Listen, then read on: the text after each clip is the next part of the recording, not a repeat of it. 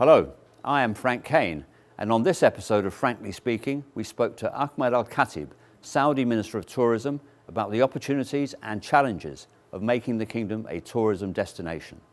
On Frankly Speaking Extra, our Assistant Editor-in-Chief, Noor Nougali, caught up with Mahmoud Abdul Hadi, Senior Advisor on Investment Attraction at the Ministry in Riyadh. She asked him about his role in attracting investment to help build the tourism sector. Here's what he had to say.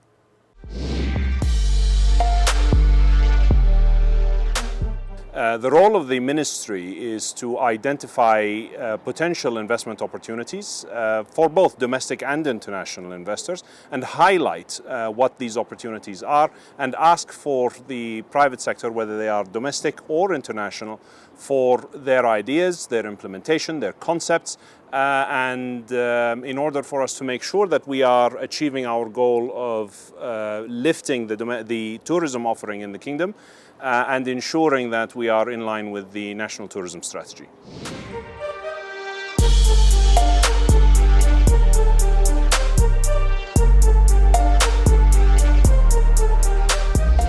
The Ministry of Tourism does not promise a return on investment. However, it is our role to provide the right amount of data for an investor to make the decision based on their own return criteria.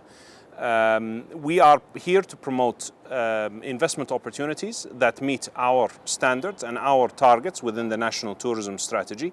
We will be providing that basic data. We will be facilitating for the investors. And where appropriate, we will be, as the MT ecosystem, the Ministry of Tourism ecosystem, be providing funding solutions for those investors where they need them through the Tourism Development Fund, if required.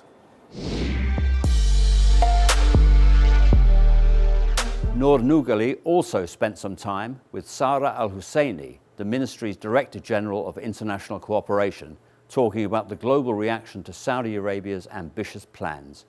This is what she told us. The United Nations World Tourism Organization regional office in the Middle East, which will be hosted in Riyadh, was Saudi Arabia's way of bringing the necessary tourism resources to the Middle East. Knowing that the Middle East is hugely diverse with cultural and heritage offerings, adventure, natural tourism, sun and sea, we see a lot of potential in the region. With over 8.6% of the global GDP for the Middle East sector being in tourism and over 6 million jobs in the tourism sector, we see the great potential for this to be reached even further. The UNWTO regional office will bring human capacity building for women, youth, rural communities.